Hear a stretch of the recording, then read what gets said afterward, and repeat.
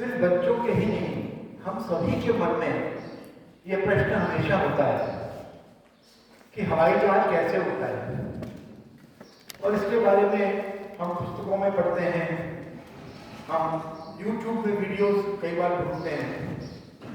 तो आज मैं आपको अगले 55 मिनट में थोड़ी जानकारी दूंगा, लेकिन वो जानकारी प्रायोगिक रूप से होगी। मेरे पास एक छोटा विमान है वहां रखा हुआ। पहले मैं आपको थोड़ी सैद्धांतिक बातें बताऊंगा और उसके बाद फिर हम वही सिद्धांत उस पर लगा करके समझेंगे कि आखिर हवाई जहाज कैसे उड़ता है।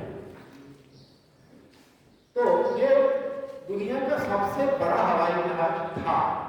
अभी हाल ही में यूक्रेन रूस युद्ध में ये ध्वस्त हो गया, ठीक है।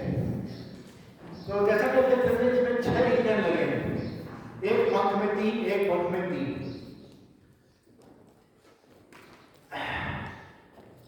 इसका जो भार है, जब ये खाली होता है तो इसका भार जो है वो 41 हाथियों के बराबर है। 41 हाथियों के बराबर इसका भार है जब ये खाली है।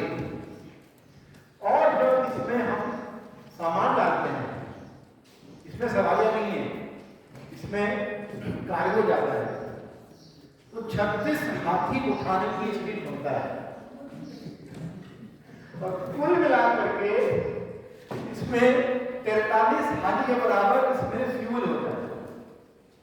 अब आप कल्पना करो कि इतना भारी हवाई जहाज जिसमें इतने सारे हाथी हैं, आखिर उड़ता कैसे है? यही हमें आज सीखना है। अब क्योंकि इसका इतना भार है तो इसमें पहिए भी बहुत चाहिए। तो ये सवाल बच्चों से है कि जरा गिन के बताओ इसमें कितने पहिए हैं? 7 नहीं, ये तो उसका एक ही पैर है। 28 2 पैर हैं, दोनों पैरों में 7-7 की जोड़ियां हैं। मगर आप भूल गए कि आगे भी एक पैर होता है, उस पैर में 4 हैं, ठीक है, इसमें 32 हैं। तो सवाल ये उठता है कि इतना बड़ा हवाई जहाज आखिर हवा में उड़ता कैसे है? ठीक है, तो ये प्रश्न आपके लिए है कि उड़ना किसे कहते हैं। वैज्ञानिक दृष्टिकोण से हमें इस बात पे पहले सहमत होना है कि उड़ना मतलब ये। तो कोई बताएगा आप कब कहेंगे कि कोई वस्तु उड़ रही है? जब वो ग्रेविटेशनल फोर्स को अपोज करके जमीन से ऊपर उड़ी। बहुत बढ़िया, ये तो तालियों वाली बात हो गई। बहुत ही शानदार जवाब है। जब कोई वस्तु गुरुत्वाकर्षण के प्रभाव के विपरीत काम करती है कुछ देर तक कम से कम, तो उसे उड़ना कहते हैं। ये हमारा पहला प्रश्न हो गया, अपोजिंग ग्रेविटी। लेकिन केवल ग्रेविटी या गुरुत्वाकर्षण के बल को अपोज करने से क्या उड़ना हमारे काम का है? कुछ और चाहिए ना। और वो ये है कि या तो उसे दूर तक जाना है और या उससे हेलीकॉप्टर की तरह एक ही जगह हवा में गुरुत्वाकर्षण के विरुद्ध काफी देर तक रहना है, या दोनों चीजें भी हो सकती है। हेलीकॉप्टर में क्षमता होती है कि वो जमीन से उठ के ऊपर रहेगा, कहीं जाएगा नहीं, लेकिन क्या वो उड़ रहा है? बिल्कुल उड़ रहा है, क्योंकि वो ग्रेविटी को फाइट कर रहा है और कर पा रहा है और बहुत देर तक हवा में है। तो ग्रेविटी को फाइट करते हुए या तो दूर तक जाना, ठीक है ना, और या हवा में देर तक रहना। जब इनमें से कोई कार्यक्रम हो तब हम कहते हैं कि ये वस्तु उड़ रही है। कोई शक? अब आगे बढ़ें। किसी भी हवाई जहाज में जब वो उड़ रहा है तो केवल 4 बल होते हैं। इनके नाम आपके समक्ष हैं। जो उसके पंख होते हैं उनसे हमें गुरुत्वाकर्षण के खिलाफ लड़ने की शक्ति, जिसे हम लिफ्ट कहते हैं, वो मिलता है। और जो थ्रस्ट है वो हमें आगे की ओर धकेलने की ताकत देता है। लेकिन हमें लिफ्ट क्यों चाहिए? क्योंकि वस्तु का वेट है। अगर कोई वस्तु में वेट नहीं है, मास नहीं है, तो हमें लिफ्ट नहीं चाहिए। ऐसे ही अगर ड्रैग का फोर्स नहीं है जो पीछे खींचता है उड़ते हुए हवाई जहाज को, तो हमें थ्रस्ट भी नहीं चाहिए।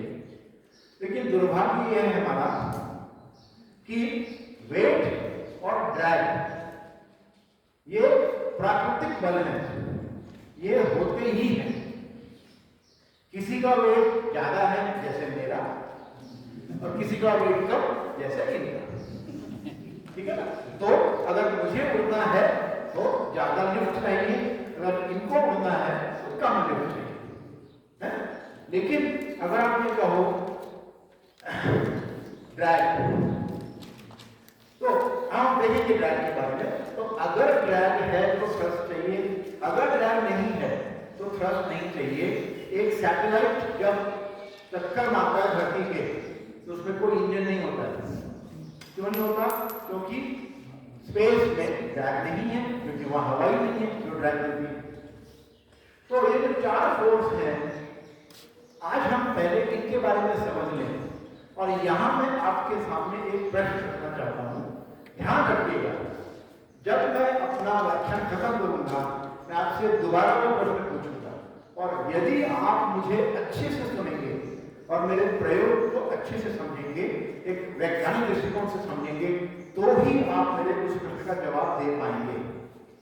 और यदि मैं यहां से उस प्रश्न के जवाब को पाए बिना जाऊं तो मुझे बहुत मायूसी होगी। तो ध्यान से सुनिए। इस चित्र में जो विमान दिखाया जा रहा है वो इस समय अंग्रेजी में कहते हैं स्टडी लेवल फ्लाइट, यानी इसकी जो स्पीड है वो कांस्टेंट है और इसकी हाइट भी कांस्टेंट है, ठीक है ना। इसमें कोई एक्सेलरेशन नहीं है, मतलब इसकी स्पीड कांस्टेंट है। और न तो ये चढ़ रहा है ना उतर रहा है, ये बिल्कुल समतल एक लेवल पर उड़ रहा है। तो स्टडी लेवल फ्लाइट जब होती है तब लिफ्ट का जो बल है वो एग्जैक्टली ड्रैग वेट के बराबर होता है, और थ्रस्ट जो है वो एग्जैक्टली ड्रैग के बराबर होना चाहिए। अगर थ्रस्ट ज्यादा होगा तो एक्सेलरेशन होगा। हमारे परम मित्र न्यूटन साहब ने क्या कहा था कि अगर कोई फोर्स ज्यादा है तो force is equal to mass into acceleration. इसमें एक्सेलरेशन नहीं है इस चित्र में, इसीलिए थ्रस्ट इक्वल टू ड्रैग है। मगर इस चित्र में बहुत बड़ी गलती है, बहुत बड़ी गलती है, और मैंने जानबूझ के वो गलती और चित्र आपको दिखाया है। मुझे आपको ये बताना है अंत में, जब मैं पूछूंगा इस चित्र में क्या गलती है। समझ में आया प्रश्न? ठीक है। Thrust equal to drag, lift equal to weight, इसमें गलती नहीं है, ठीक है। कुछ और गलत है वो आप मुझे बताएंगे। चलिए अब एक काम करते हैं। हम कहते हैं हमेशा जब भी आपको विजय प्राप्त करनी हो तो सबसे पहले अपने दुश्मन को पहचानो, उस पर विजय प्राप्त करो। तो ड्रैग फोर्स हमारा दुश्मन है। तो सबसे पहले हम समझते हैं कि ये होता क्या है और कैसे होता है, ठीक है। देखिए अब ऐसा है कि हम लोग वैमानिक अभियांत्रिक जो होते हैं वो हमेशा हवा के ऊपर प्रयोग करते हैं। दिक्कत ये कि हवा दिखती नहीं है, इसका मतलब हवा है, कैसे कहते हो? देखिए आपने नहीं ना, लेकिन सांस लेते हैं तो हवा तो होनी चाहिए ना। लेकिन जब हवा चलती है तो आप उसको महसूस कर सकते हैं, देख नहीं सकते हैं। इसीलिए हम क्या करते हैं, हम एक सुरंग बनाते हैं। उस सुरंग में हम हवा को भेज के उसमें कुछ पार्टिकल छोड़ देते हैं और उसको हम नाम देते हैं विंड टनल, हवा की सुरंग। अब यहाँ मेरे पास हवा की सुरंग है नहीं, वो इतनी बड़ी होती है कि मेरे साथ आएगी नहीं। तो मैंने क्या किया है कि मैंने कंप्यूटर पे कुछ सिमुलेशन करके आपके लिए कंप्यूटेशनल फ्लूइड डायनेमिक्स CFD, इसके माध्यम से कुछ आपके सामने हवा के बहाव को कैप्चर किया है। तो अब अच्छा, अब एक चीज, हमारी ये वैज्ञानिक संगोष्ठी है ना, हम केवल और केवल विज्ञान की बात करेंगे। तो जब मैं आपसे प्रश्न पूछूंगा, आपके जवाब केवल केवल वैज्ञानिक दृष्टिकोण से होने चाहिए। ये मैंने सुना, ये मैंने पढ़ा, उस पर नहीं। तो बताइए आप क्या देख रहे हैं? आप बताइए आप क्या देख रहे हैं? बोलिए, अपने अपने शब्दों में बोलिए।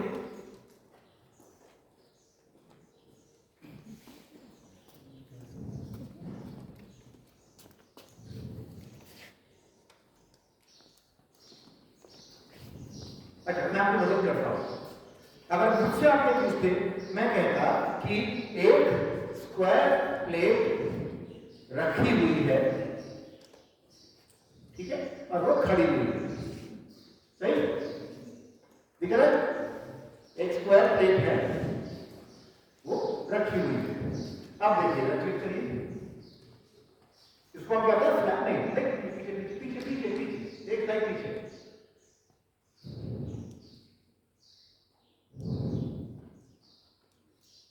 अब एरो हो जाएगा, पेज अप से हो जाएगा। अच्छा देखिए, आप स्क्रीन उसमें ब्लैक कलर में ले जाइए, माउस पर क्लिक करिए।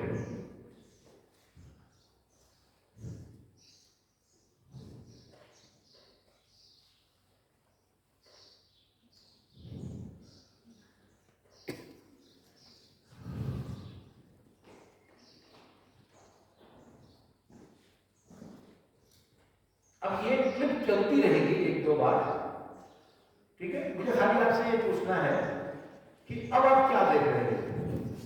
बताइए, आप क्या देख रहे हैं?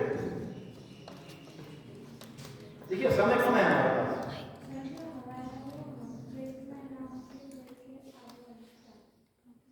हवा को प्लेट के थ्रू जा ही नहीं सकती, क्योंकि प्लेट सॉलिड है। तो सही कह रही हैं आप, प्लेट के हवा के इसमें 6 कण दिख रहे हैं। वो कण सीधे आते हैं, जो सबसे ऊपर है वो लगभग लगभग सीधे जाता है, लगभग लगभग। जो नंबर 2 है वो पहाड़ पे चढ़ के उतर जाता है, जो नंबर 3 है वो भी पहाड़ पे चढ़ता है, उतर जाता है। लेकिन ऐसा ही नीचे भी होता है, मगर पीछे क्या होता है?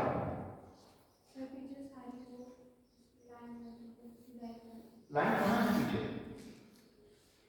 लाइन तो आगे है, आगे ये है, पीछे वो है। पीछे डिस्टर्ब होते हैं बस।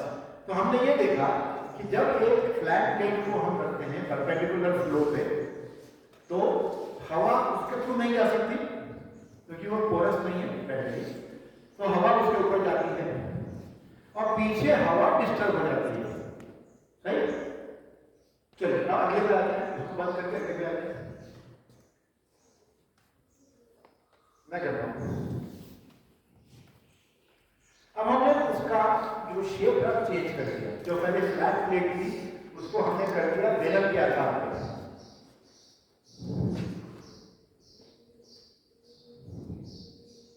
चलिए, अब आपने क्या देखा? चलिए आप बताइए, आपने क्या देखा? ऊपर की 2 रो या नीचे की 2 रो ज्यादा डिफरेंस नहीं आ रहा है, और आगे जाके तो उन्हें मिक्स ही होना है। सही, बिल्कुल सही। अब हमने देखा सबसे ऊपर सबसे नीचे कोई खास फर्क नहीं पड़ रहा, क्योंकि वो बेलन के ऊपर और नीचे है। बाकी जो भी चढ़ जाती हैं, लेकिन थोड़ा सा स्मूथली चढ़ रही है, क्योंकि हमने शेप को थोड़ा स्मूथ कर दिया, ठीक है ना। लेकिन पीछे क्या है? डिस्टर्बेंस है कि नहीं? पहले से कम है कि ज्यादा है? थोड़ी कम है। चलिए आगे बढ़ते हैं, अगला चित्र।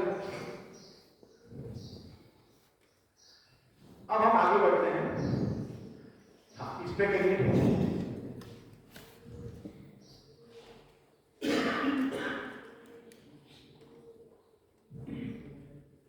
अब बताइए, अब देखिए इसमें हमने 2 ही दिखाए हैं, ऐसा नहीं है कि 3 के 2 हो गए, तो खाली देख लीजिए, तो तीसरा तो बिल्कुल स्ट्रेट जाएगा। अच्छा अब आप बताइए,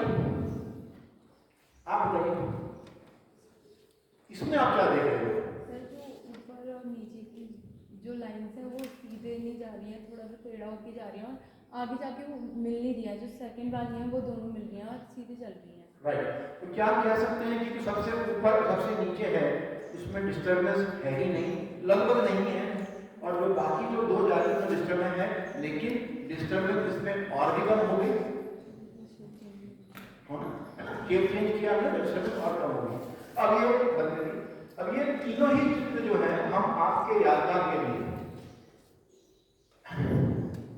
तो क्या ये आपके सामने क्लियर है कि फ्लैट प्लेट के पीछे बहुत डिस्टर्बेंस है, बैरल के पीछे कम है, और इसके लेकिन हमें डिस्टेंस से क्या मतलब है, हमें जो मतलब है ड्रैग से। तो देखिए क्या होता है, जब डिस्टर्बेंस ज्यादा होती है तो उतना ज्यादा बल होता है ड्रैग का। तो अगर फ्लैट प्लेट पर 40 न्यूटन का बल है, तो जो सबसे नीचे वाला शेडिशन एरोफॉइल कहते हैं, इस पे बल केवल आधा न्यूटन का है, तो कितने गुना कम हो गया, 80 गुना, है ना, 80 गुना कम हो गया। मात्र उसके शेप को बदलने से हमने उस पे लगने वाले बल को 80 गुना कम कर दिया। यही काम एरोस्पेस इंजीनियर्स करते हैं। वो वस्तु का ऐसा शेप निकालते हैं जिससे कि उसके पीछे डिस्टर्बेंस कम हो, जिससे कि उसको चलाने के लिए कम पावर लगे। हमने 80 गुना कम कर दिया। अच्छा, ये आधी कहानी है। एक कहानी और है, जब हवा किसी वस्तु के ऊपर जाती है तो घर्षण होता है, फ्रिक्शन होता है, उसकी वजह से भी ड्रैग होता है, जिसे हम कहते हैं स्किन फ्रिक्शन ड्रैग। उसके लिए हम बात नहीं कर रहे, हम केवल बात कर रहे हैं प्रेशर ड्रैग। ठीक है ना, चल हो गया, इतना ही आज के लिए काफी है। अब आया हमारा दोस्त।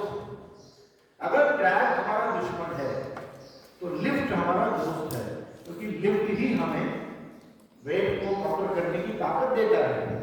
तो उसको भी समझ लेते हैं वो कैसे काम करता है। तो ये प्रश्न हर बच्चे के मन में होता है। तो अक्सर लोग क्या करते हैं, चलिए मान लीजिए आपके मन में ये प्रश्न आया, how does wing generate lift, ये विंग जो है कैसे इतने हाथ को उठा देता है, तो आप क्या करोगे?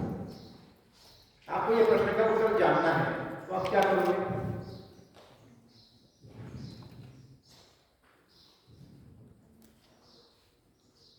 बेटर देखो, जवाब मिल जाएगा, नहीं मिलेगा, कुछ करना पड़ेगा ना। कोई बात बताएगा, आप क्या करोगे? ग्रेविटेशनल फोर्स से ज्यादा फोर्स देंगे ताकि। मेरा प्रश्न वो नहीं है, मेरा सवाल सुनिए। अगर आपको इस प्रश्न का उत्तर जानना है और आपको मालूम नहीं है, तो आप क्या करोगे? बहुत बढ़िया, गूगल पर सर्च करके मालूम लगाएंगे। कुछ और? प्रैक्टिकल करेंगे, प्रैक्टिकल करेंगे, किसी पुस्तक में पढ़ेंगे, किसी वीडियो से पूछेंगे। तो मैंने भी गूगल सर्च किया, मैंने गूगल सर्च किया और मुझे कई जवाब मिले। उसमें से एक मुझे ये वाला मिला। अब ये वीडियो है ना, और ये हिंदी में है, इसको सब लोग ध्यान से सुनेंगे, ओके, बिल्कुल शांत हो जाइए सब लोग, लगाइए।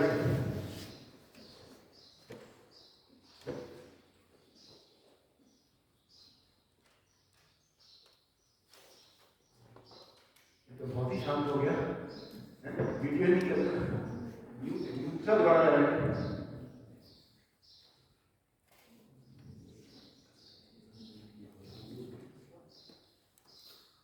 एक साथ ब्रीथिंग एज पर मिल सके, उसको म्यूट ऑफ कर दीजिए।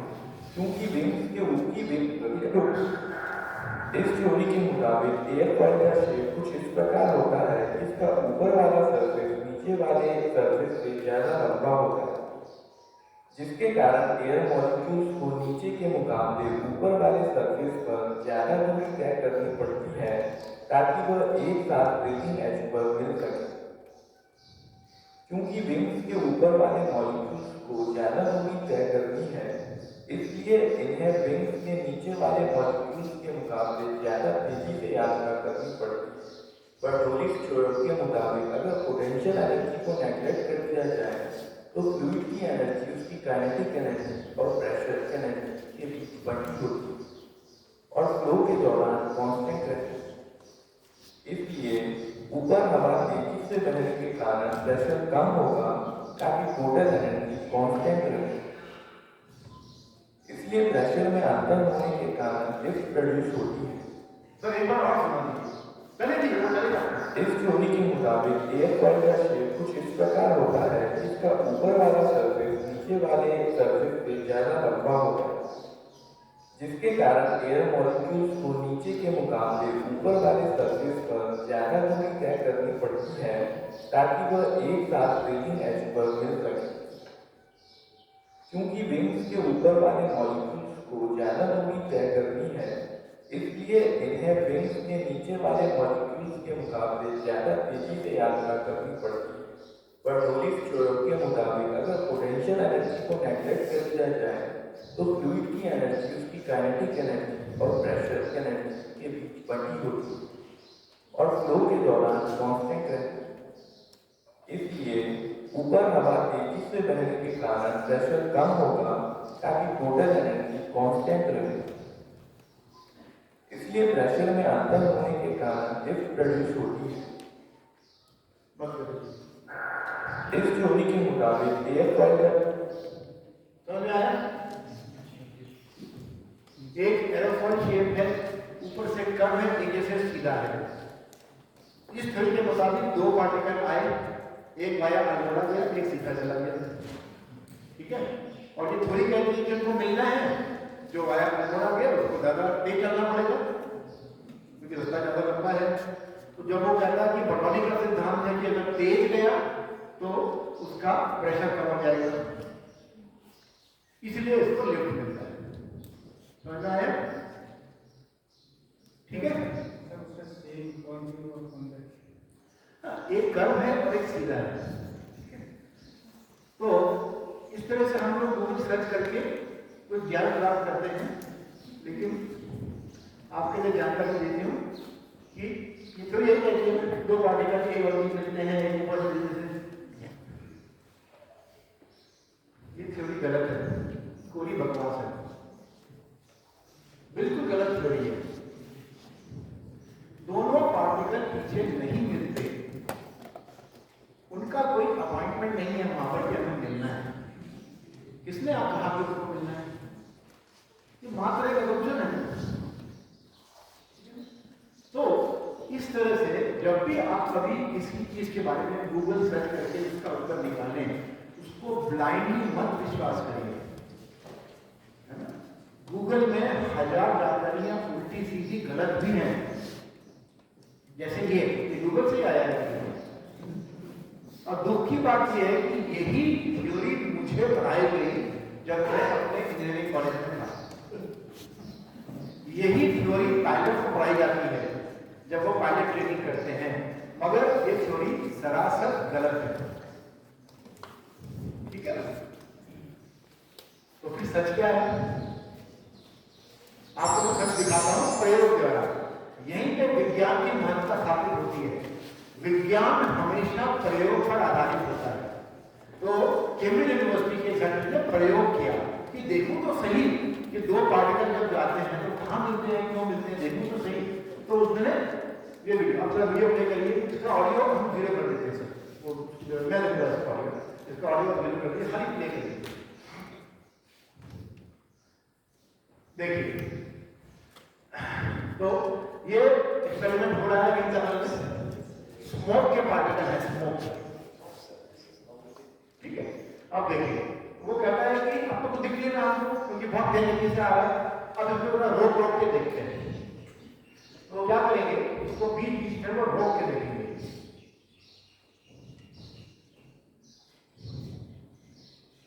वो बोलेगा अच्छा वो हम जरा एक स्नैपशॉट ले लें। सर पीछे नहीं, पीछे मत करिए, आप आगे चलने दीजिए इसको, हमारे पास समय भी कम है।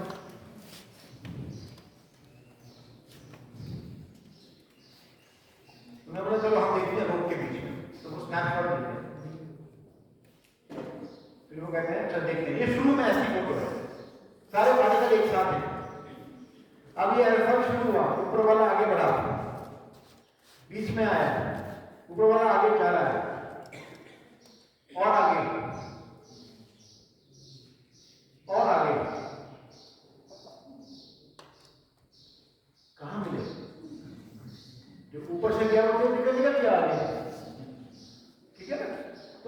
तक नीचे वाला पहुंचा वो तो कहीं और चला गया। तो इस तरह की भ्रांतियां बहुत हैं। तो फिर सवाल उठता है कि अगर ये गलत तो सही क्या है, तो सही क्या है? तो सही का मैं आपको जवाब देता हूं। Next slide please. अब मैं इसका आपको प्रमाण देता हूं। एक मिनट, हाँ नेक्स्ट। अभी प्ले मत करिए। आपने देखा होगा कि हवाई जहाज उड़ते हैं, लेकिन कभी कभी हम देखते हैं एयर शो में हवा में उल्टे भी उड़ते हैं, है ना? जैसे कि ये करिए, जैसे कि ये हवाई जहाज, इसमें आप थोड़ी लगा सकते हैं, ये उल्टा उड़ रहा है हवाई जहाज, इसका तो पैर ऊपर है और पूंछ नीचे है, ठीक है? यही हवाई जहाज जब सीधे उड़ता है तो भी डर उड़ता है।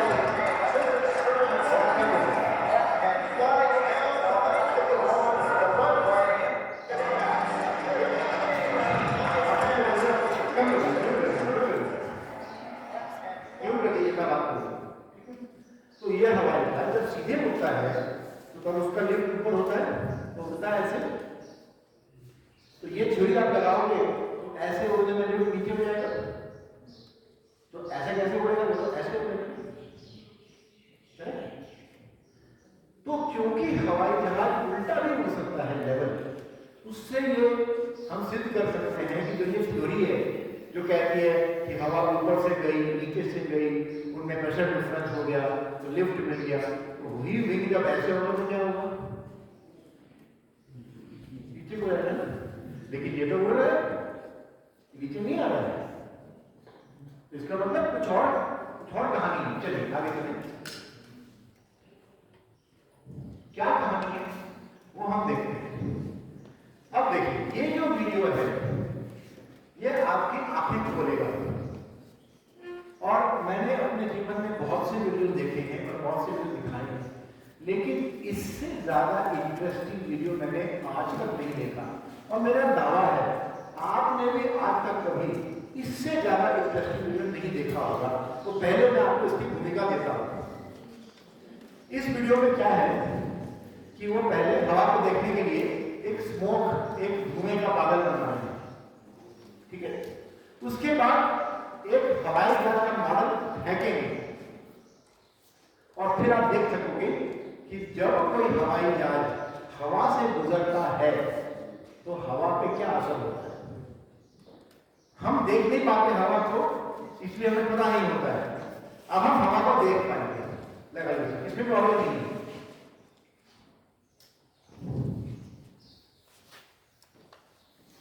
उस पर क्लिक करना है।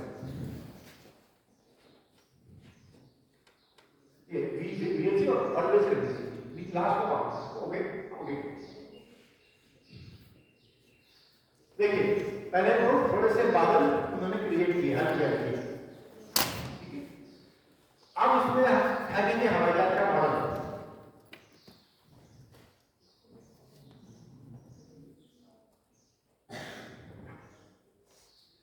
एक बार फिर देखिए, क्योंकि मैं आपसे पूछने वाला हूं कि आपने क्या देखा। पहले हमने बादल तैयार किया, फिर हमने हवाई जहाज को भेजा। अब कौन रहेगा? आपने क्या देखा? कोई भी एक, हाँ बोलिए।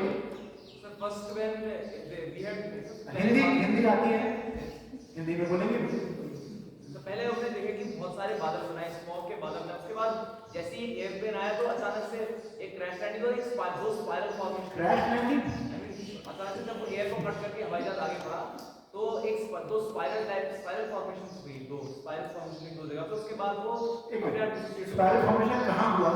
जहाँ पर जब एयरप्लेन को कट करके आगे कहाँ हुआ? हवाई जहाज में कहाँ हुआ? सेंटर में, बीच में, टिप में? अच्छा, वो अंदर घूम रहा था कि बाहर घूम रहा था? अंदर या बाहर? एक बार फिर लगाइए, आपको ध्यान से देखना है।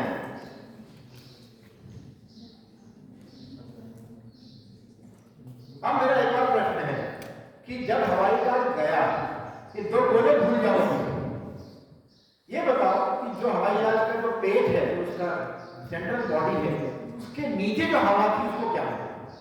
फिर देखिए नीचे को गई। हवाई जहाज जब हवा में गया तो उसने हवा को धक्का मार के नीचे किया, तो भाई हवा चुप नहीं रहेगी। न्यूटन साहब का तीसरा सिद्धांत है, तुम मुझे थप्पड़ मारोगे तो तुमको भी दर्द होगा, है ना? क्योंकि तुमको भी उतना ही इक्वल रिएक्शन मिलेगा। तो जब इस हवाई जहाज ने हवा को नीचे धकेला तो हवा इसको ऊपर धकेलेगी। तो मजे की बात यह है कि भले कितने हाथी का बल हो, हवा में इतना बल होता है कि वो 80 हाथियों के बराबर भी आपको लिफ्ट दे सकती है। तो ये है असली कहानी लिफ्ट की।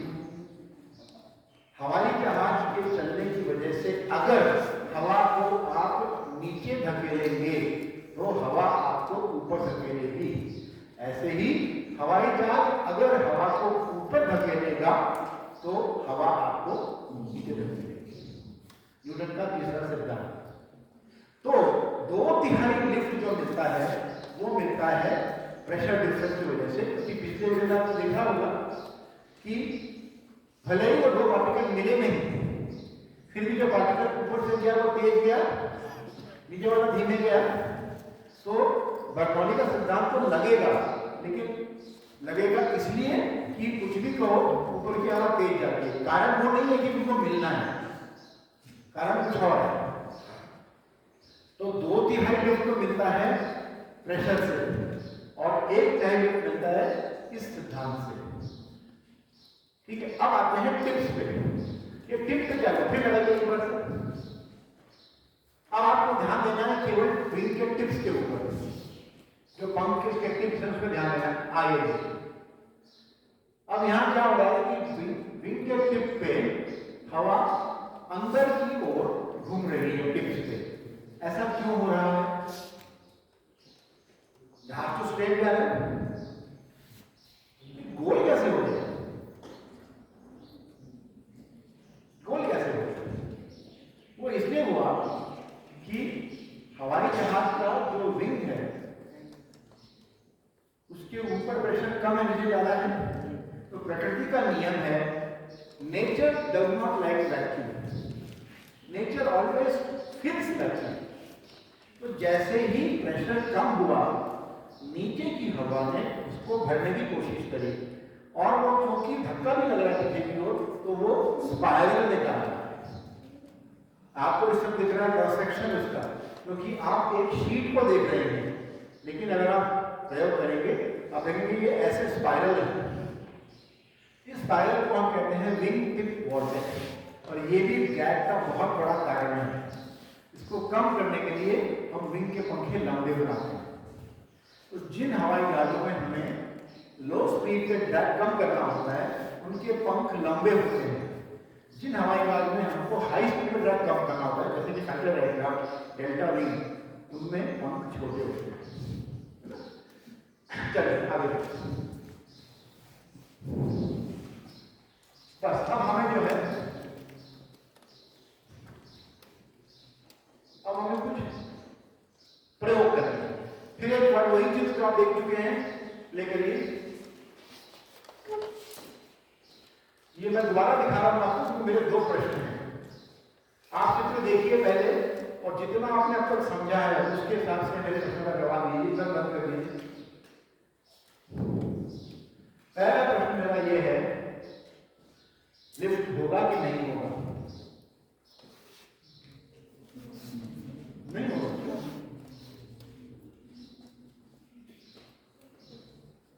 क्यों नहीं होगा? हाँ, तो जो हवा का पार्टिकल ऊपर से गया और नीचे आया, उतनी ही जोर से एक पार्टिकल नीचे से गया ऊपर आया, उन्होंने क्या कर दिया? तो नेट हवा नीचे नहीं पुश हुई, तो लिफ्ट नहीं मिलेगा। सही, बिल्कुल सही है, ठीक है, लिफ्ट नहीं मिलेगा। अच्छा, ड्रैग होगा कि नहीं होगा? क्या लगता है?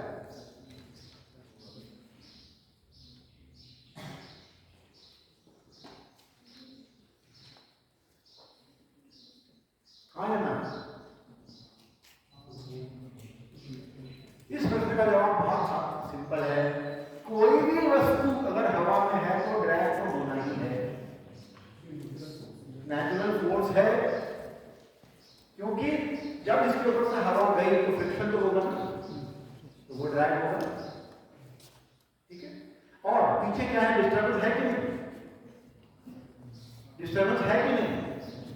फिर एक बार जो भी जवाब देना है देख के देना है। विज्ञान का सिद्धांत है प्रयोग करो, देखो, समझो और जवाब दो। रटी रटाई बात को नहीं विश्वास करना है।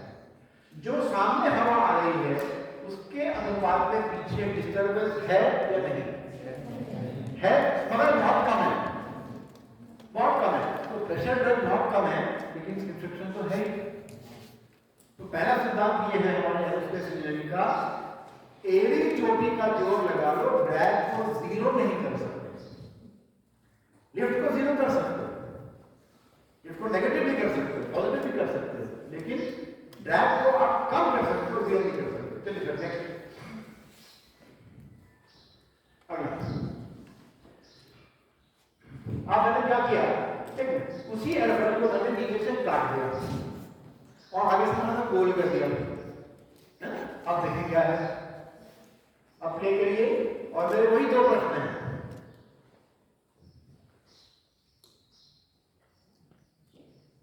जवाब तो मिलेगी आपको, लिस्ट तो है, क्यों है? इसमें एरो बना हुआ है, लेकिन ये विज्ञान नहीं है। सिर्फ एरो बनने से सही नहीं है जवाब, वो जुड़ा भी हो सकता है। तो मुझे बताओ पहला प्रश्न मेरा क्या है, नेक्स्ट उसको बंद करें। पहला प्रश्न मेरा है, ड्रैग होगा कि नहीं होगा? ज्यादा या कम डिस्टर्बेंस के हिसाब से? ज्यादा, क्योंकि डिस्टर्बेंस ज्यादा है। चलो अब हम क्या करेंगे, लिफ्ट तो होगा ही, क्योंकि हवा को हमने हल्का सा नीचे कर दिया। चलिए अब हमने क्या किया, हमने उसी एरोफॉइल को थोड़ा सा एंगल दे दिया, मीडियम एंगल दे दिया, थोड़ा सा लेकिन फिर देखिए क्या होता है, ये लिफ्ट तो कम हो गया थोड़ा सा। अगर हम ये माने कि वो एरो सही था, तो ये जो हरा वाला एरो है थोड़ा कम है ना पहले से, तो क्यों कम हुआ भाई? क्योंकि सर नीचे भी है, ड्रैग और लिफ्ट में संबंध नहीं है, दोनों परपेंडिकुलर फोर्सेस हैं। मेरा पहला प्रश्न है कि लिफ्ट बढ़ा या कम हुआ? मैं कहता हूं बढ़ा, क्योंकि मुझे दिख रहा है क्लियरली कि हवा को आपने नीचे धकेल दिया, जो पहले उतना नहीं था। ठीक है, मगर एक चीज हो रही है कि जो नंबर 2 वाली जो लेयर है वो पहाड़ पे चढ़ती है और एक पॉइंट पे थक जाती है और डिस्टर्ब हो जाती है, मतलब ड्रैग बढ़ा। तो इसमें ड्रैग भी बढ़ा, लिफ्ट तो बढ़ा, क्योंकि आपने हवा को ज्यादा डाउनवर्ड एंगल दे दिया है, तो लिफ्ट तो बढ़ेगा, लेकिन ड्रैग भी बढ़ेगा। और नेक्स्ट आते हैं, अब मान लीजिए हमने एक और काम किया कि चलो एंगल बढ़ाने से हमारा लिफ्ट बढ़ रहा है, एक काम करते हैं हम इसका एंगल और कर देते हैं। ठीक है, तो और बढ़ेगा, लिफ्ट और बढ़ेगा। देखते हैं अब क्या हुआ, अरे ये क्या हुआ, लिफ्ट तो कम हो गया।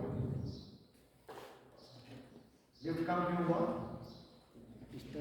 क्योंकि एक सिद्धांत है लाइफ में, लालच बुरी बला है। हमने लालच किया ना, जीरो एंगल पे लिफ्ट मिला, थोड़ा बढ़ाया, अरे बढ़ गया लिफ्ट, वेरी गुड, और बढ़ाया बढ़ गया। ज्यादा करोगे तो उसको इतनी एनर्जी चाहिए कि उसके पास ताकत नहीं है। अब सब पहाड़ में रहते हो ना, तो अगर स्लोप कम है तो फट से चल जाते हैं, फिर बढ़ाया कोई बात नहीं, फिर भी खींच लेंगे, ज्यादा बढ़ाया तो हाँफने लगते हैं। हवा हाँफ रही है, देखिए हवा कभी नहीं कर रही है। जो दूसरी लेयर है उसकी जो हवा है वो एरोफॉइल के पीछे गई और उसमें हथियार डाल डिस्टर्ब हो गई। जब तक वो उस पर अटैच है तब तक वो लिफ्ट देगी। तो हमारा इसमें लिफ्ट भी घट गया, ड्रैग भी घट गया। तो ध्यान रखना है, एक पर्टिकुलर एंगल के बाद हमने अगर हमारे हवाई जहाज के विंग को किया तो हमें लिफ्ट कम मिलेगा, ड्रैग भी ज्यादा मिलेगा। चलिए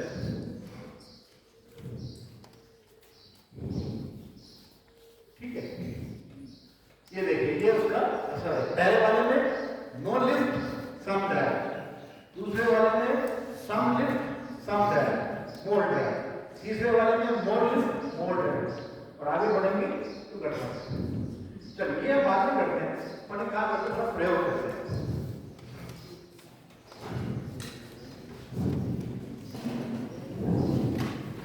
देखिए ये हमारे हवाई जहाज के 3 बड़े अंग हैं। ये थर्मोकोल का हवाई जहाज है, इसको पूंछ कहते हैं, टेल। ये भी पूंछ है लेकिन यहाँ से चिपकी हुई है। और ये क्या हुआ, पंख, लेकिन नहीं। तो हमने अभी थ्योरी सीखी, हमने जो सीखा कि अच्छा, और आप देखिए इसमें नीचे फ्लैट है, ये अभी थोड़ा सा कर्व है ना, इसको भूल जाओ, इसके बाद में कहूँगा। लेकिन यहाँ देखेंगे, इसको अगर हम कट करेंगे तो आपको दिखेगा फ्लैट और एक एंगल, और पीछे भी फ्लैट, ठीक है ना। ये एरोफॉइल शेप है जो दिखाया मैंने। चलिए अब एक काम करते हैं, एज पर थ्योरी जाएंगे। हमें थ्योरी में क्या सिखाया कि जब किसी विंग को हम हल्का सा एंगल देंगे, ज्यादा नहीं, ये हल्का है, लिफ्ट तो जब कम चाहिए ना, हल्का सा एंगल देंगे और उसको जब फेंकेंगे तो हवा सामने से आएगी और लिफ्ट जनरेट होगा। तो क्या होना चाहिए, इसको ऊपर जाना चाहिए, ठीक है ना। थ्योरी यही कहती है। अब देखें प्रैक्टिकल में क्या होता है। ये दिया, हल्का सा एंगल दिया और फेंका, कहाँ गया, नीचे चला गया।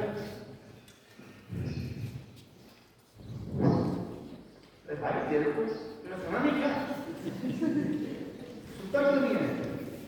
तुझे क्या करना है, ऊपर करके चल है, तुझे ऊपर जाना है, नीचे क्यों जाना है? देखें थोड़ा सा और एंगल देखने चलो और स्ट्रेट।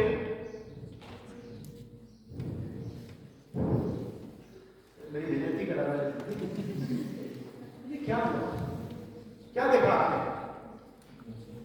क्या देखा आपने जब मैंने फेंका तो क्या हुआ?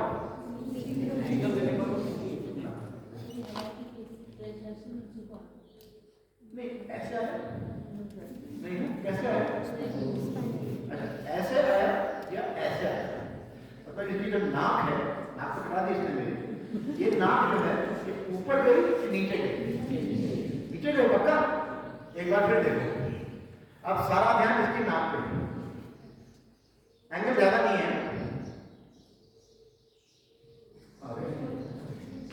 वाकई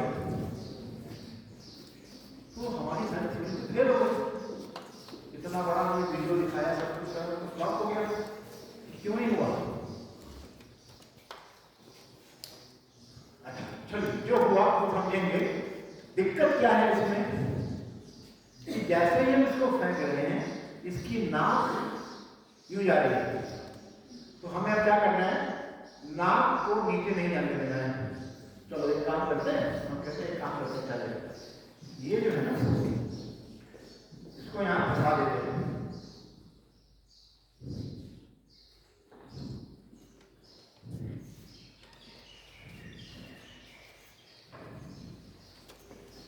ठीक है, हम कहते हैं एक काम करते हैं, ये हिस्सा बड़ा है, ये हिस्सा छोटा है, तो ये भारी है ना।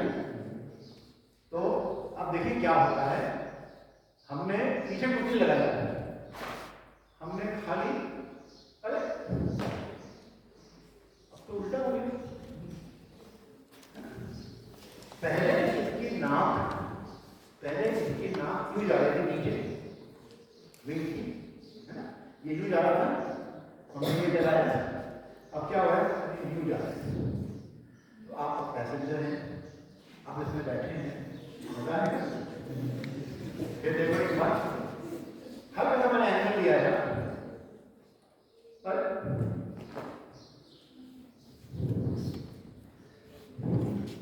अब दिक्कत क्या है, हमने नाक का नीचे जाना बंद कर दिया, लेकिन अब नाक ऊपर जा रहा है। अब ये न्यू हो रहा है, ठीक है। क्या करें इसको रोकने के लिए? क्या करें? आप मुझे क्या करोगे? क्या करोगे? मुझे इसकी नाक टूट जाती है ना, मुझे रोकना है। पीछे हम उससे क्या होगा? कैसे होगा बैलेंस? पीछे हमने पूंछ लगाई तो क्या होगा कि पूंछ के ऊपर आकर ऐसा मिलेगा। तो अगर नाक पूंछ जा रही है, पूंछ लगाएंगे तो यूं हो जाएगा, कैंसिल होगा ना। तो लगा के देखिए, लगा के देखिए।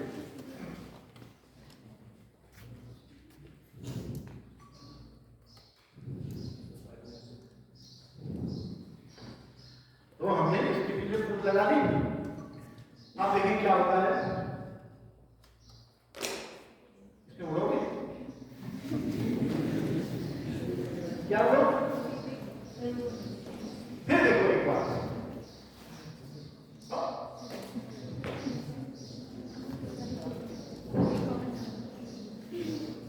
नाक अभी भी ऊपर जा रही है, ठीक है ना? तो हमें इसको भारी करना पड़ेगा यहां से, या इसे कट करना पड़ेगा, या तो ये हल्का करो या ये भारी करो। काटेगा तो मेरे को अच्छा लगेगा नहीं, और पहले पूछ नहीं तो पता होगा ना। तो मैं क्या करूंगा, किसी ने पूछा सर इसमें पायलट नहीं है, तो मैंने कहा ठीक है चलो मेरे पास ये है, ये मेरे पास है चंटू और मंटू, मेरे दो पायलट और को पायलट है, ठीक है ना।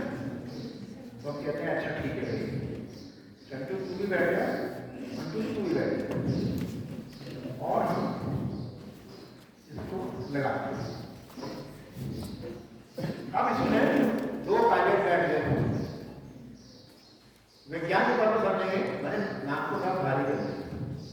ये पायलट कुछ नहीं कर रहे, सिर्फ इनका भार मेरे काम का है। तो अब अगर ये मैंने सही किया है और मैं अगर वाकई एक अच्छा एरोस्पेस इंजीनियर हूं, तो इसको बिल्कुल स्ट्रेट जाना चाहिए। वही हवाई जहाज है, वही थ्रो है,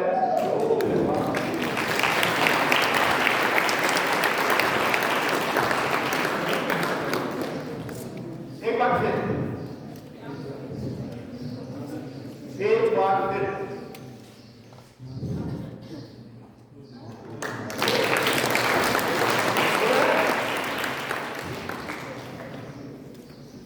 तो बस यही कहानी है, हमारे पास ज्यादा समय नहीं है। यही कहानी है कि जो पंख होता है, अब मेरा प्रश्न तो रह गया, तो मुझे जवाब आपसे पूछना है कि जब ये तो खुला है, लेकिन जब मैं इसको निकालता हूं,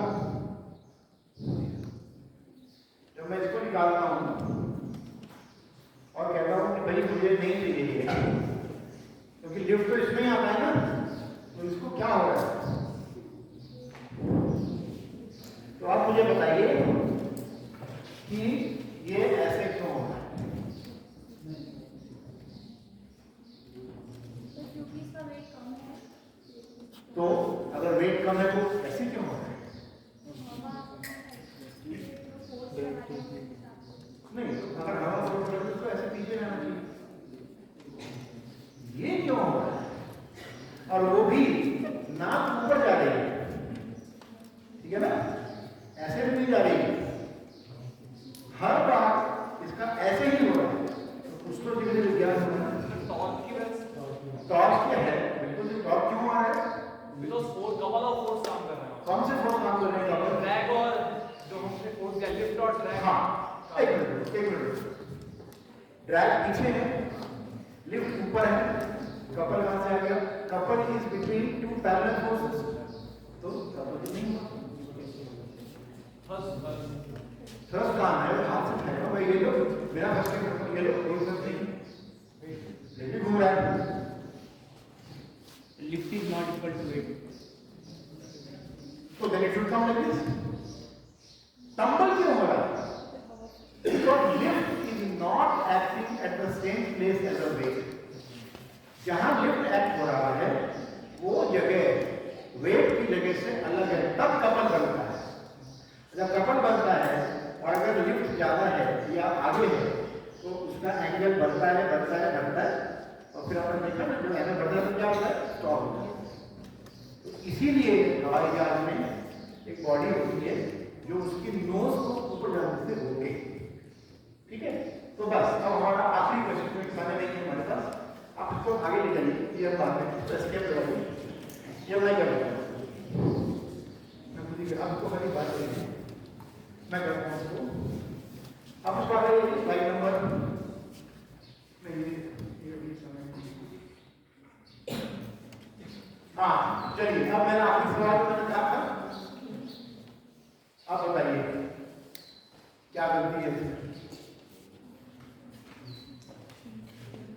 जो आपने सीखा, जो आपने देखा, उसके हिसाब से मुझे जवाब दें। इस चित्र में क्या गलती है? पीछे की विंग्स, हाँ, क्या गलती है? पीछे के विंग्स। देखो, सवाल सिर्फ फोर्सेस के बारे में है। इसमें खिड़कियां नहीं है, इसमें पायलट नहीं है, वो सब नहीं चाहिए, इसमें इंजन नीचे है। सवाल में 4 बलों के बारे में है। जी सर बताइए। सर सेम प्लेस पे लिफ्ट और वेट वर्क करके दिखाए गए हैं। राइट सर, बिल्कुल सही, बिल्कुल सही, तालियां।